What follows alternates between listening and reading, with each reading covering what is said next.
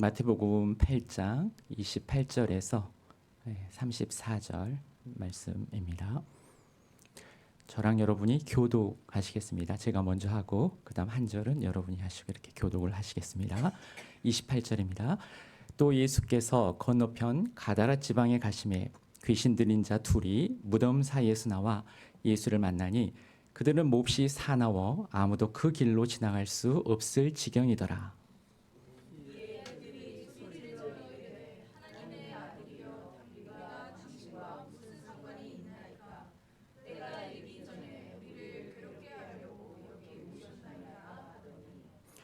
마침 멀리서 많은 돼지떼가 먹고 있는지라.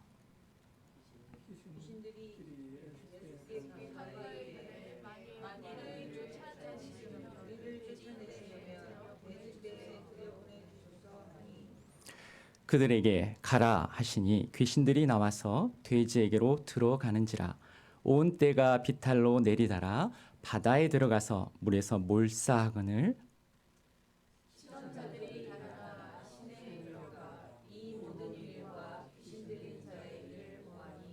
함께 같이 하겠습니다. 온 시내가 예수를 만나려고 나가서 보고 그 지방에서 떠나시기를 간구하더라. 아멘. 네, 오늘 제 제목은 인생의 후원자라는 뜻입니다. 후원자라는 말을 아마 아실까 모르겠는데요. 이제 가난한 사람들, 경제적으로 좀 부족하고 가난한 사람들을 어떤 이제 돈이 많은 사람이 이렇게 후원을 해서 그 사람의 인생을 빛나게 만드는 거죠. 혹시 예전에 그 키다리 아저씨라는 동화책을 읽어보신 적 있으십니까? 네, 키다리 아저씨에서 나오는 그 키다리 아저씨가 이제 그 여자 꼬마아이의 후원자가 되었죠. 그런 의미에서 오늘은 하나님이 우리에게 후원자가 되신다라는 말씀을 전하고 싶습니다. 세상에는 많은 사람들이 있습니다. 어떤 사람들이 살고 있는가? 좀 더 극단적으로 좀 생각을 해봤어요. 사실은 다양한 사람들이 살고 있습니다. 그런데 오늘은 제가 딱 두 종류의 사람들에 대해서 얘기를 하고 싶습니다. 하나는 성공한 사람, 그리고 다른 하나는 그 반대, 실패한 사람입니다. 성공한 사람은 어디에 살고 있을까요? 제가 한국에서는 성공한 사람은 대체로 도시 중심에 살고 있습니다. 서울 강남에 살고 있고, 그런데 여기 미국은 좀 다른 것 같아요. 다운타운에서는 이렇게 살지 않고 또 그 근교에 또 살지 않고 좀 멀리 또 사시는 것 같아요. 성공하신 분들은 좀 더 이렇게 도시에서 벗어나서 사시는데 이제 한국에 제가 이제 최근에까지는 부자들은 성공한 사람들은 되도록이면 중심에 살려고 하는 것 같습니다. 그리고 이제 실패한 사람은 좀 반대죠. 이렇게 변두리, 중심에서 벗어난 변두리에서 이렇게 살고 있습니다. 그리고 그 사이에 중심과 변두리 그 사이에는 이제 또 다양한 사람들이 살고 있습니다. 기준이 있습니다. 어떻게 이렇게 다양한 이런 중심과 변두리 그 사이 이런 질서가 생겼을까요? 그 기준이 무엇이라고 생각하십니까? 네, 그 기준이 뭐 사람들이 자신이 좋아하는 그런 기호에 따라서도 다를 수 있습니다. 그런데 이제 제가 보니까 돈이 얼마나 많느냐 적느냐에 따라서 이게 정해지는 것 같아요. 제가 살고 싶다고 해서 절대 사라지는 게 아니라 돈이 있어야만 내가 거기에 선택권이 있는 것 같습니다. 돈은 인간을 성공한 사람과 실패한 사람으로 이렇게 나누어 놓습니다.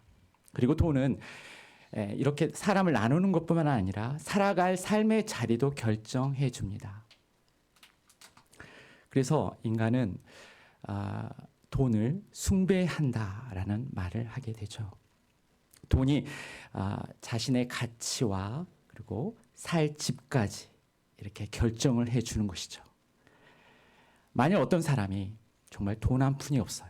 그런데 그것뿐만 아니라 제정신이 아니에요. 좀 미쳤어요. 만약 그렇다면 세상은 이 사람을 어떻게 평가할까요? 이 사람은 어디에 살게 될까요? 아마 세상은 그 사람을 있어도 그만, 없어도 그만 그런 존재로 아마 볼 것입니다. 아마도 그는 중심은 고사하고 좀 더 변두리? 아니요. 변두리도 아닐 거예요. 아마도 저 멀리 사람들이 쳐다보지도 않는 곳에서 살게 될 겁니다. 그런데 만약 하나님이 그를 정말 귀하게 여기시고 그 한 사람을 위해서 하나님의 엄청난 능력을 베푸신다면, 그래서 그에게 하나님이 한없는 후원자가 되어주신다면 어떤 일이 벌어질까요? 기존에 알고 있었던, 우리가 숭배했던 그 돈의 가치가 흔들릴 겁니다. 세상의 가치 기준이 뒤집힐 거예요. 더 이상 돈의 많고 적음에 의해서 사람을 평가하지 못할 것입니다. 평가받지도 않을 것이고요. 왜냐하면 이제는 그가 하나님의 특별한 존재가 되었기 때문입니다. 오늘 이야기는 세상 가치에서, 세상 가치를 쫓아가다가, 정신없이 쫓아가다가 실패한 사람에게, 그래서 스스로 자신에게 실망하고 나는 정말 못났어 이렇게 스스로 비참해하는 사람에게 하나님은 그를 후원하시고, 그것도 그냥 든든하게 뒤에서 받쳐주시고, 그를 위해서 하나님은 어떤 일이라도 할 수 있다라는 기쁜 소식을 오늘 전하고 싶습니다. 오늘 본문에도 두 가지 종류의 사람이 등장합니다. 하나는 성 안에, 도시 안에 사는 사람입니다. 구체적으로 말하면 이제 돼지의 주인이죠. 오늘 이야기 속에 돼지를 치는 장면이 나오는데, 그 돼지의 주인들이 도시의 중심에 살고 있습니다. 그러면 성 밖에는 누가 살고 있을까요? 돼지를 치는 그 주인의 돼지를 치는 사람들이 살고 있고, 또 한 사람이 더 있죠. 귀신 들린 자가 성 밖에 살고 있습니다. 여기서 성이라는 것은 구체적으로 지명이 나와 있죠. 갈릴리 호수에서 남쪽으로 한 10여 킬로미터 떨어져 있는 곳인데 데가볼리라는 지방이에요. 그 중에 한 성읍입니다. 가다라는 지방은. 데카라는 말을 아시죠? 데카. 데카라는 말은 10이라는 의미입니다. 원래는 그 지역이 유대인 지역이었는데 이제 유대인들이 이제 그 지역에서 이제 살지 못하고 멸망을 당했죠. 그 이후에 헬라인들이 들어왔습니다. 헬라인들이 그곳에서 10개의 성을 지었습니다. 여러분도 알다시피 헬라인들은 그리스인들을 얘기하고 그 사람들은 장사를 하는 사람들이에요. 무역을 하는 사람들이에요. 그 사람들이 도시를 세웠다면 거기에서는 많은 돈이 오고 가고 아마 했을 것입니다. 그 중에 한 성읍이 가다라 지방에 있는 오늘 이제 그런 성입니다. 이런 성에 이런 장사하는 그런 상업이 성하고 많은 돈이 오고 가면서 아마 여기에서 어떤 사람은 성공하기도 하고 어떤 사람은 실패하기도 했을 것입니다. 한번 성 주변을 살펴보겠습니다. 성 안에는 누가 살고 있겠습니까? 아까 말씀드린 대로 아마 성공한 사람들이 살고 있을 것입니다. 그리고 성 밖에는 성공하지 못한 그런 사람들이 아마 살고 있을 것입니다. 세상 모든 사람들은 미국은 아니고 이제 한국에서는 세상의 사람들은 도시 중심에 살고 싶어합니다. 네. 그래서 성 안에 살고 싶어합니다. 하지만 그럴 수 없죠. 왜냐하면 성공하는 사람보다 실패하는 사람이 훨씬 많아요. 실패하는 사람 중에는 사업으로 자신의 재산을 탕진하고 가족들은 이혼당하고 뿔뿔이 흩어지고, 그래서 그 충격으로 병까지 얻어서 살 소망까지 사라진 사람이 있었을 것입니다. 절망과 두려움이 너무나 커서 도저히 제정신으로는 자신의 인생을 살아갈 수 없는 사람, 그래서 미쳐버릴 수밖에 없는 사람이 있었을 것이에요. 오늘 본문에 등장한 사람이 바로 그런 사람 중에 한 사람이라고 생각이 들었습니다. 바로 귀신 들린 자이죠. 세상은 그를 성 밖으로, 아니 성 밖일 뿐만 아니라 사람이 살지 않는 무덤으로 쫓아버렸어요. 사람 취급을 하지 않았던 것이죠. 그런데 세상은 사람 취급을 하지 않았지만 그를 위해서, 그를 치료하기 위해서 폭풍을 뚫고 찾아온 한 사람이 있었습니다. 그 사람은 바로 하나님의 아들이시죠. 예수님이십니다. 예수님은 의사로서 병자를 찾아오신 거예요. 예수님 말씀하셨죠. 병든 자에게라야 의원이 쓸데있다라고. 나는 병자를 찾아 이 세상에 왔다라고 말씀하셨습니다. 하나님이, 예수님이 이 땅에 오신 이유, 존재 이유는 바로 한 사람의 병자를 위해서였다는 것입니다. 귀신 들린 사람은 자신의 아픔을 표현할 수 없는 상태입니다. 입으로 자신이 아프다고 말을 할 수가 없습니다. 그런데 그의 영혼은 그 저 깊은 곳에서 신음을 하고 있었습니다. 누가 그 신음을 들을 수 있을까요? 병원에 가면 환자들이 아프다라고 얘기하면 진통제를 놔주고 또 위로를 해줄 수 있습니다. 그런데 이 사람은 자신의 고통을 표현조차 못하는 사람입니다. 누가 그 소리를 들을 수 있겠습니까? 그런데 예수님은 그 신음소리를 들으셨습니다. 그분은 바로 하나님의 아들이시기 때문이죠. 우리를 창조하신, 우리를 아까 하나님이 내 눈물 닦아주시고 나를 아신다고 한 찬양 아셨죠? 그런 하나님이세요. 하나님은 우리의 깊은 곳에 그 신음을 들으시는 분이십니다. 바다를 잠잠케 하신 예수님, 이제 귀신에게 명령을 합니다. 그 사람에게서 나오라. 그 순간 귀신은 그 사람에게서 나옵니다. 그래서 돼지에게로 들어갔습니다. 그리고 그 돼지는 바다에 들어가서 몰살을 합니다. 그리고 그 귀신 들린 사람은 이제 정상으로 돌아왔습니다. 그때까지 귀신 들린 자의 마음, 그 사람의 마음은 어땠을까 우리가 한번 상상을 해보죠. 자신 안에 어떤 도덕적인 질서가 무너지고 감정이 무너지고 자신의 스스로 하고 싶은 의지도 무너졌습니다. 모든 인간적인 기능이 사라졌습니다. 사람으로 살고 싶은데 귀신에게 끌려다닐 수밖에 없습니다. 이런 자신의 모습을 지켜볼 수밖에 없는 그 사실 앞에 너무나도 고통스러워했을 것입니다. 그런데 예수님은 그 고통을 아시고 그를 찾아오셨습니다. 스스로 이길 수 없고 싸울 수 없었던 그 영적인 존재, 그를 예수님은 쫓아내셨습니다. 정신을 회복시켜 주시고 인간성을 회복시켜 주셨습니다. 평안과 안식을 주셨습니다.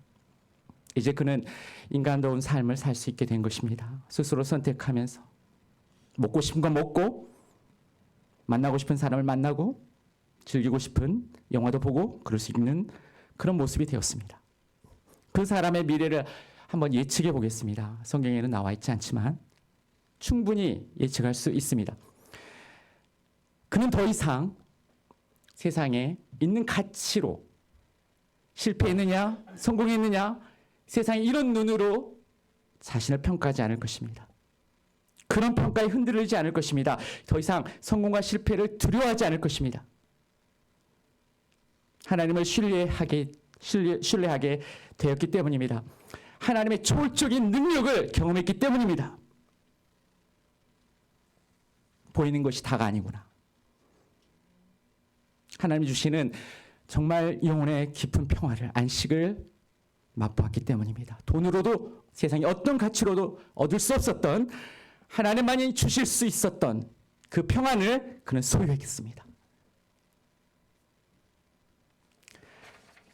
하나님은 나를 사랑하시는구나. 내 인생을 후원하시는구나. 나도 나를 싫어하고 나도 나를 인정하지 않고 그랬는데 하나님은 나를 인정하시고 내가 누구이길래 나 같은 존재를 하나님은 이렇게 사랑하시고 치료해 주시고 후원해 주시는구나. 하나님은 내 편이구나. 그에게는 이제 믿음이라는 날개가 생겼습니다. 과거에 그는 돈을 쫓아서 돈이 있으면 행복할 것이다. 세상에서 나는 흔들리지 않은 행복을 얻을 것이다. 라고 믿고 확신했는데 이제는 그는 아니다. 돈이 필요 없구나. 하나님 한 분이면 되구나. 이런 믿음이 생겼습니다. 보이지 않는 날개가 생긴 것입니다. 실패의 끝자락으로 떨어질 걱정을 이제는 안 해도 됩니다.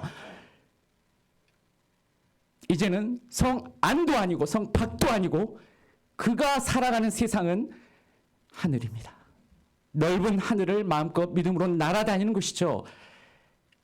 그는 특별한 존재가 되었습니다. 사람들은 알지 못하겠지만 자신은 알고 있습니다. 나는 특별한 존재고.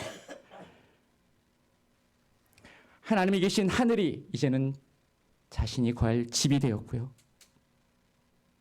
자신은 하나님 안에 있음을 확신하게 되었습니다. 그런데 여기서 한 가지 궁금한 것이 있습니다. 성 안에 있는 사람들, 그 사람들은 예수님에게 어떻게 반응했는가? 이게 되게 궁금합니다. 돼지 주인들 말입니다. 예수님이 귀신에게 행하신 모든 일을 지켜본 사람이 있었죠. 누굽니까? 바로 주인의 돼지를 치고 있던 바로 그 하인, 돼지 치는 사람이었습니다. 그가 이 상황을 다 보고 있었습니다. 그래서 성 안으로 들어가서 돼지 주인에게 말합니다. 내가 하나님의 아들을 봤어요. 자기 고백을 하는 거죠. 그가 귀신을 쫓아냈습니다. 그 귀신은 돼지에게 들어갔고요. 그 돼지는 그대로 바다에 빠져 몰살당했습니다. 그리고 그 귀신 들린 사람은 너무나 즐거워서 뛸 듯이 기뻐했습니다. 이렇게 보고하면서 아마도 하인의 마음이 신이 났을 거예요. 본인도 모르게 믿음이 막 일어났을 거예요. 너무나 자연스러운 일이었어요. 돼지 주인들은 이 이야기를 듣고 어떤 생각을 했을까요? 정말 대조적인 상황이 벌어졌습니다. 돼지 주인들은 돼지를 숭배하는 사람들이에요. 돼지가 주는 고기를 먹고 돼지가 주는 혜택을 누리면서 돼지 덕분에 세상 중심이라는 곳에 자신의 집, 자신의 성을 쌓고 살고 있는 사람들입니다. 다 돼지의 은총으로 이루어진 거죠. 이렇게 자신들을 먹여주고 입혀주고 안전하게 지켜주는 그런 돼지를 누가 몰살시켰어요? 예수님이 몰살시킨 거예요. 그들의 눈에는 귀신 들린 자가 회복됐다는 거 눈에 보이지도 않아요. 자신들의 돼지가 몰살당했다는 소식에 분노하게 되었어요. 귀신을 내쫓았다면, 그리고 그 분명한 증거가 옆에 있는데도 보통 사람이라면 한 번쯤 예수님이 하나님의 아들이 아닐까? 하나님의 아들일 것 같다, 이런 생각할 수도 있잖아요. 그죠? 하지만 이런 사실과 이런 증거 앞에, 이런 증인 앞에 돼지 주인들의 마음은 어떠한 감흥도 일어나지 않았어요. 그래서 그들은 예수님께 말하죠.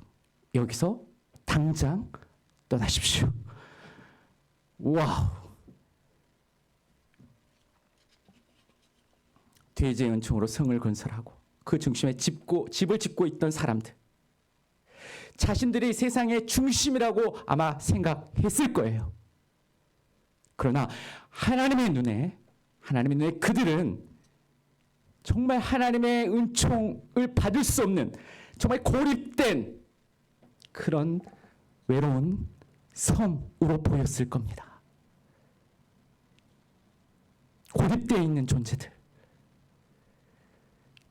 그들은 어떤 기적도 경험하지 못할 거예요.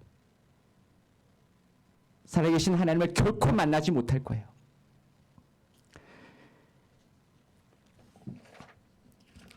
결론입니다. 우리는 어디에 살고 있습니까? 성 안입니까? 성 밖입니까? 도시 중심입니까? 도시의 변두리입니까? 넓은 저택인가요? 아니면 조그만 원룸인가요? 다시 말해서 우리의 인생은 성공했습니까? 실패했습니까?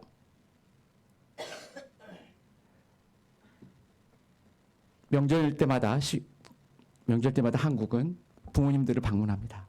그럼 성공한 자식들은 떳떳하게 부모님을 만나러 가죠. 그런데 실패한 자식들은 꾸무적꾸무적거립니다. 뭘 사갖고 가야 되나. 스스로 나는 실패자다 이렇게 생각하고 부끄러워서 본인 얼굴을 못 보는 거예요. 우리 인생을 보면서 스스로 나는 성공했는가 실패했는가 이렇게 질문을 던진다면, 이런 질문에 우리가 흔들린다면 우리는 언젠가 귀신 들린 사람처럼 정신을 잃어버릴 거예요. 미쳐버릴 거예요. 항상 남과 비교하면서 끝없는 경쟁을 하게 될 겁니다. 좀 더, 좀 멀리, 좀 더 높이, 더 많이. 그런 곳에 평안은 없습니다. 우리의 행복은 그런 곳에 있는 것이 아니에요. 오늘 본문을 통해서 하나님이 우리에게 주시는 메시지는 두 가지입니다. 하나님은 실패와 성공이라는 세상의 가치로 우리를 보지 않는다는 거예요. 오히려 하나님은 귀신 들린 자에게 하신 것처럼 세상에 아무 관심이 없는 사람들, 가장 소외되고 연약한 자를 불쌍히 여기시는 거예요. 거기에 마음의 포커스가 더 가신다는 거예요. 하나님이 가장 더 가까이 가 계신다는 거예요. 그런 사람들에게. 왜냐하면 바로 우리를 창조하신 하나님이시기 때문이죠. 하나님은 자신이 만든 피조물의 고통을 결코 외면하실 수가 없습니다. 하나님은 우리를 평가하는 분이 아니에요. 시험을 채점하면서 점수를 주는 분이 아니에요. 하나님은 우리의 인생을, 자신이 창조하고 우리에게 맡기신 우리의 인생을 전폭적으로 지지하고 격려하는 분이에요. 포기하지 말고 살아라. 한번 살아봐라. 난 널 평가하지 않아.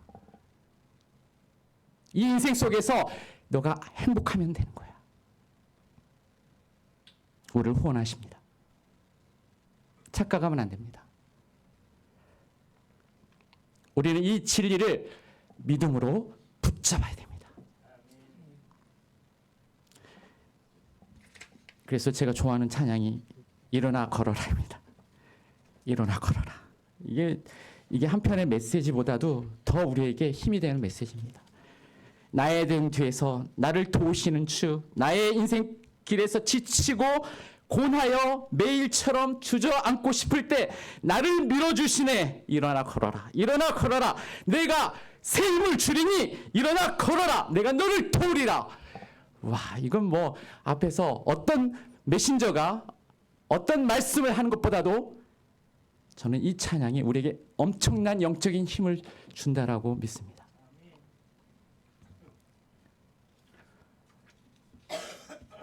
저는 사실 메시지를 15분 안에 끝냅니다. 왜냐하면 한국에서 예배를 드리면 많은 분들이 예배가 너무 길다고 얘기하십니다. 미국은 잘 모르겠습니다. 한국은 예배 시간이 너무 길다고 모든 100%의 성도님들이 그렇게 느끼고 얘기를 하십니다. 그래서 좋아하는 목사님 첫 번째 순위가 설교 시간을 단축시키는 분이에요. 그래서 저는 거기에 잘 순종해서 절대 20분을 안 넘기려고 원고를 짜고 그리고 거기에 정말 단순 명료하게 메시지를 담고 그렇게 전했습니다. 그래서 사람들이 예배를 드리고 나갈 때마다 저에게 와서 감사하다고 은혜 받았다라고 얘기를 하십니다. 이걸 어떻게 받아들여야 할지 잘 모르겠습니다. 그런데 오늘 조동희 목사님께서 여기는 다르다. 여기는 메시지의 말씀이 최소 30분은 돼야 된다. 그래서 하나님 어떻게 하면 좋습니까? 그래서 고민을 좀 했는데 다행히도 온 거보다는 조금 많이 하고 있는 것 같습니다.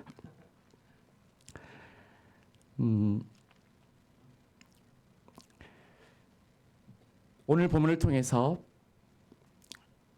우리의 후원자 되시는 하나님, 왜 우리가 이것을 믿음으로 붙잡아야 하냐면 세상 가치나 평가로부터 우리가 자유로울 수 있는 방법은 이거밖에 없어요.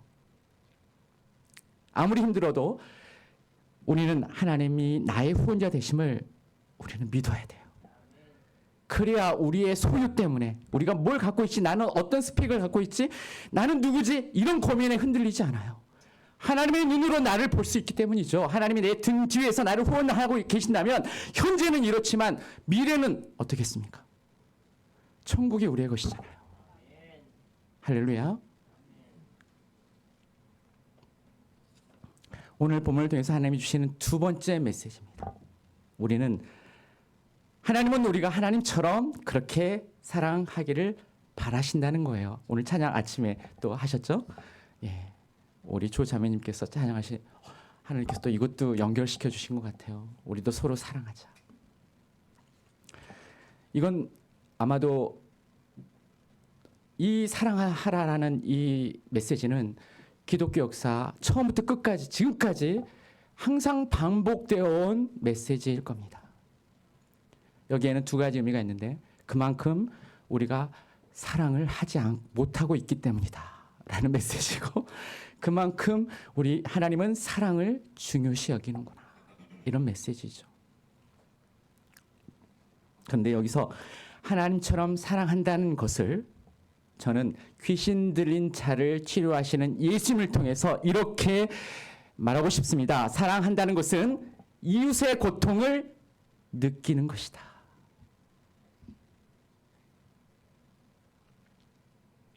이웃의 고통을 내가 느껴야 돼요. 무감각한 해서 사는 것이 아니라 내 이웃의 고통, 내가 피부로 느끼는 것이 사랑이다. 마치 부모가 자식의 고통을 느끼는 것처럼. 그렇게 되려면 우리는 이웃과 연결이 돼 있어야 됩니다. 이웃과의 관계가 이어져 있어야 되는 거예요. 되게 단순한 개념이에요. 그런데 이 관계가 어떻게 이어져 있어야 하냐면, 오늘 본문에서는 돼지의 주인이 있고 그 돼지를 치는 하인이 있어요. 이렇게 주인과 하인의 관계로 이어져 있면 이건 곤란하죠. 돼지 주인이 하인의 고통을 느낄까요? 돼지의 고통은 느끼겠지만 하인의 고통은 느끼지 못할 겁니다.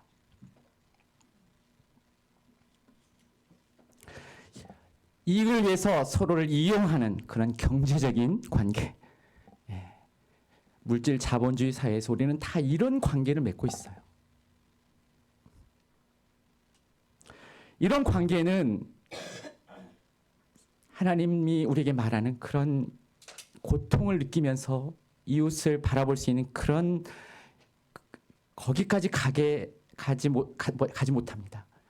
그런 관계는 죽은 관계죠. 연결되어 있지만 서로에게 아무런 사랑과 기쁨과 서로를 통해서 그런 것들을 느끼지 못하는 관계예요.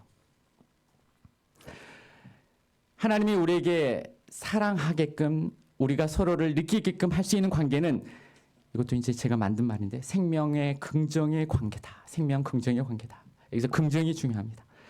하나님의 눈으로 서로를 바라보는 거예요. 조건적으로 보는 게 아니라 하나님의 눈으로, 우리도 한번 그런 눈으로 보는 거예요. 하나님의 눈으로 여러분들을 하나님이 보신다면 어떻게 하나님은 보고 계실까요? 하나님이 세상을 이처럼 사랑하사 독생자를 주셨으니, 여기서 세상은 누굽니까? 우리 모두입니다.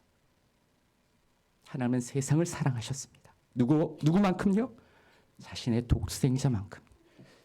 십자가에서 자신의 아들을 죽게 할 만큼 우리의 죄를 용서하시고 우리에게 천국을 주시게 하시려고 자신의 독생자를 십자가에 못 박을 만큼 우리를 하나님은 사랑하신다는 거예요. 그만큼 우리는 하나님 앞에 소중한 존재라는 것이죠.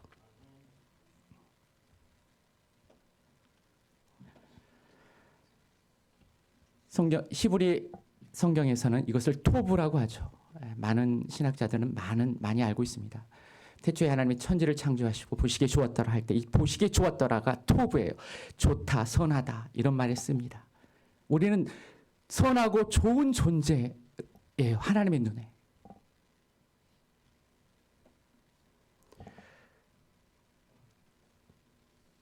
그래도 하나님처럼 이렇게 우리도 하나님처럼 바라보고 세상을 긍정해야 돼요. 세상에는 어둠도 있어요. 보고 싶지 않는 부분도 있어요. 그런데 하나님은 그런 부분은 세상을 그런 눈으로만 어두운 눈으로 부정적으로만 보고 계셨다면 하나님이 이 땅에 인간으로 오셨을까요? 아니죠.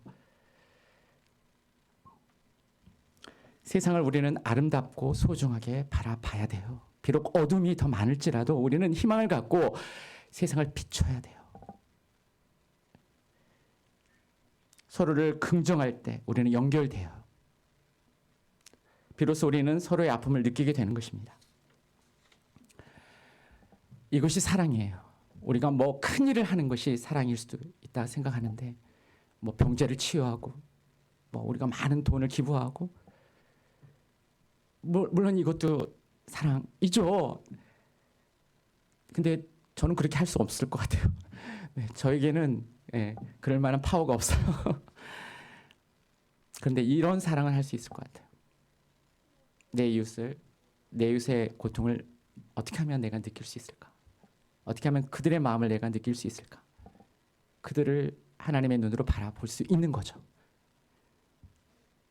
예수님이 귀신 들린 자를 치료하신 것처럼 우리도 세상을 그렇게 느끼고 같이 아파하고 그렇게 보듬어 안을 때 우리는 세상을 치료할 수 있는 자격이 생겨요. 세상을 위로할 수 있는 기회가 생기는 거예요. 세상의 어둠을 빛으로 밝히게 되는 것이에요. 작은 힘이 큰 능력을 발휘하는 거죠. 모두가 하나님의 사랑으로 빛나는 세상을 만들 수 있는 거예요. 기도하겠습니다. 우리를 성공이나 실패로 평가하지 않으시는 하나님, 연약한 우리를 절대적으로 후원하신 하나님 감사합니다. 더 이상 세상 가치에 흔들리지 않도록 우리의 마음에 하나님이 우리의 후원자라는 내 편이라는 이 믿음을 일으켜 주십시오. 또한 우리도 하나님처럼 사랑하기를 원합니다. 하나님처럼 세상을 아름답고 소중하게 볼 수 있는 눈을 우리에게 주시옵소서. 그래서 세상의 아픔과 기쁨을 내가 느낄 수 있도록 도와주십시오. 이런 사랑이 우리에게 넘치도록 도와주십시오. 그래서 우리 모두가 믿음과 사랑으로 세상을 치유하는 그런 거룩한 하나님의 백성이 될 수 있도록 도와주시기를 간절히 원하오며 예수님의 이름으로 기도드리옵나이다. 아멘.